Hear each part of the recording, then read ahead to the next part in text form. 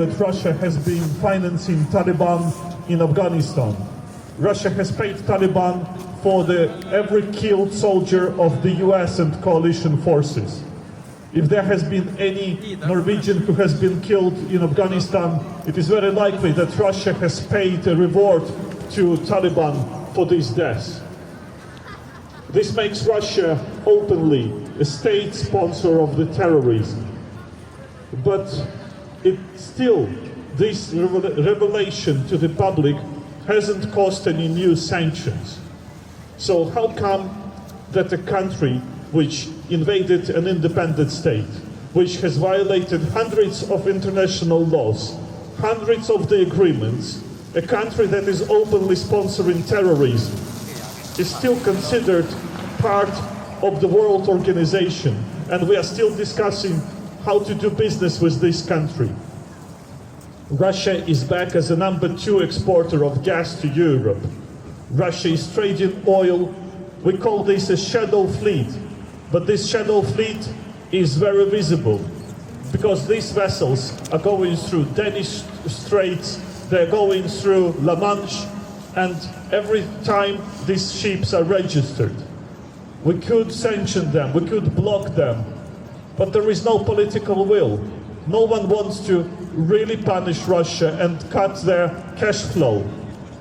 If Russia stops receiving profits from oil trade, they will not be able to continue this war. It will cripple their economy completely. The war machine of Russia will stop. So why not go to this extent, and why not punish them?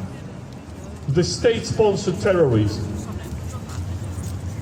This is a question that still hasn't received an answer after 3 years. And it is, usually I say that the problem is the lack of strategy. So my surprise was huge when Jonas Gahr Støre 2 days ago on a meeting with Timothy Snyder in Oslo University has repeated the same statement. Jonas Gahr Støre said that the problem is the lack of strategy from the US. But are we here in Norway, are we having a strategy, an exit plan for the war in Ukraine? Does Norway has a strategy on how this war should end? Because in this war, there is a lot at stake for Norway. Norway is bordering this 140 million country, 140 million fascists, ready to do whatever television will tell them to do. And the outcomes of this war will tell us how likely Russia is to cross the border with Norway, how likely Russia is to violate an international border of another state.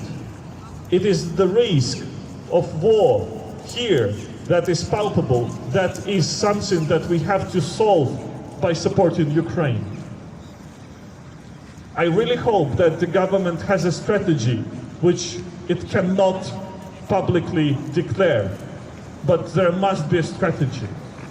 Jonas Gahr Støre also said on the meeting that he met with the president of Ukraine, Zelensky, in Auschwitz on Monday, on the ceremony, 80-year ceremony of liberation of this concentration camp.